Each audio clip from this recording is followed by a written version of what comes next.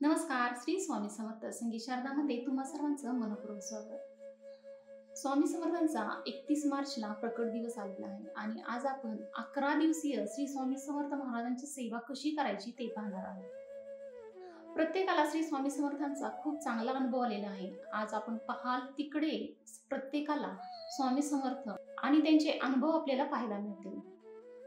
स्वामी समर्थांची प्रचिती अगदी देशाबाहेरही चाललेली आहे. तर त्या प्रकारे प्रत्येकाला अनुभव वेगवेगळे आलेले आहेत. तर स्वामी समर्थांची 11 दिवसीय सेवा कशी करायची, तर तुम्ही संकल्पयुक्त स्वामी सेवा करू शकता. म्हणजे तुम्ही 11 दिवसाचा संकल्प घ्यायचा आहे की मी या दिवसापासून 11 दिवस संकल्पयुक्त स्वामी समर्थांची सेवा करणार आहे. तर तुम्ही अडचणीमुळे प्रत्येकाला की 21 दिवसाची सेवा जमत नाही, त्याने 11 दिवसाची सेवा केली तरीही चालते.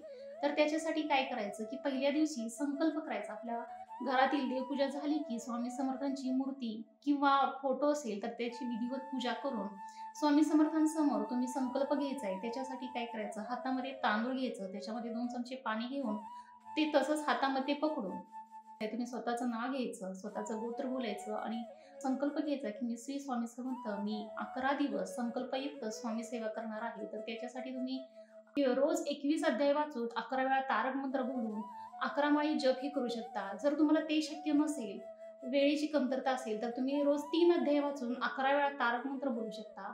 11 माळी स्वामी समर्थ नामस्मरण करू शकता.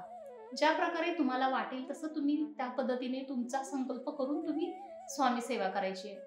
आणि तुम्ही सकाळी लवकर स्नान करून ही सेवा करू शकता किंवा संध्याकाळी 5 ते 7 या वेळेतही तुम्ही ही सेवा करू शकता. अगदी आपल्या वेळेनुसार तुम्ही केव्हाही ही सेवा करू शकता. फक्त तुम्ही संकल्पयुक्त सेवा करा आणि स्वामी समर्थांचा हा अनुभव नक्की घ्या.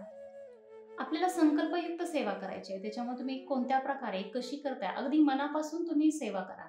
त्याच्यामध्ये त्रुटी काढत बसू नका. तुमच्या मनात जशी सेवा येईल तुम्ही रोज 3 अध्याय पठण करा, 11 वेळा तारक मंत्र बोला, नामस्मरण करा. 11 माळी तुम्हाला जमत नसेल तर तुम्ही अगदी अगरबत्ती लावून 10-15 मिनिटं तुम्ही स्वामी समर्थांचं नामस्मरण करा. तेही स्वामी समर्थ अगदी आवडीनं तुमची सेवा मानून घेतील. तर त्याच्यासाठी तुम्ही एका ग्लासमध्ये समोर पाणी ठेवायचं आहे. तुम्ही सारामृत वाचून झालं, तारक मंत्र बोलून झालं आणि नामस्मरण करून झाल्यानंतर ते तीर्थ म्हणून आपण स्वतःही घ्यायचं आणि घरातील सर्वांनाही द्यायचं ते. त्याच्यामुळं आपल्या ज्या इच्छा असतील त्याही स्वामी समर्थांना त्या दिवशी बोलायची आणि ज्या दिवशी तुम्ही संकल्प करणार त्याच दिवशी फक्त तुम्ही स्वामी समर्थांना तीच इच्छा सांगायची आहे. रोज आपण ती संकल्प केलेला रोज स्वामी समर्थांना बोलायचा नाही. पहिल्या दिवशीच आपण संकल्प घेतोय म्हटल्यानंतर पहिल्या दिवशीच तुम्ही स्वामी समर्थांना तुम्ही सेवा कशा प्रकारे करणार आहात ते सांगून तुमची इच्छा बोलायची आहे. आणि स्वामी प्रकट दिना दिवशी तुम्ही स्वामी मंदिरात जाऊन तिथे स्वामी समर्थांचा आशीर्वाद घेऊन तुम्ही त्या मंदिरामध्ये दक्षिणा देऊ शकता किंवा प्रसाद वाटप करू शकता. स्वामी समर्थांचा आशीर्वाद घेऊन घरी येऊन सगळ्यांना प्रसाद वाटप ही करा. स्वामी समर्थांची सेवा आपल्याला बळ देते. त्याच्यामुळे तुम्ही हा अनुभव नक्की घ्या आणि स्वामी समर्थांचा 11 दिवसीय संकल्पयुक्त सेवा करून पहा आणि तुम्हाला काय अनुभव येतो तेही आम्हाला नक्की कमेंट करून सांगा. या सेवेमध्ये प्रत्येकाच्या आशा असतात, प्रत्येकाची प्रत्येक इच्छा पूर्ण होते. स्वामी समर्थ जगविख्यात आहेत. ते आपल्या प्रत्येकाकडे पाहतात आणि स्वामी समर्थ रोज आपल्या आजूबाजूला आहेत. तुम्ही अनुभव घेऊ शकता आणि यावेळी तुम्ही हा नक्की अनुभव घेऊन पहा. 11 दिवसाचा संकल्पयुक्त 11 दिवसीय स्वामी समर्थांची सेवा करा. ज्या प्रकारे तुम्ही सेवा करताय ती स्वामी समर्थ नक्की तुमची सेवा मानून घेतील आणि तुम्हाला हा अनुभव खूप चांगला येणार. आणि तुम्हाला कोणता अनुभव आला किंवा तुम्हाला स्वामी समर्थांची काय प्रचिती झाली नक्की आम्हाला सांगा.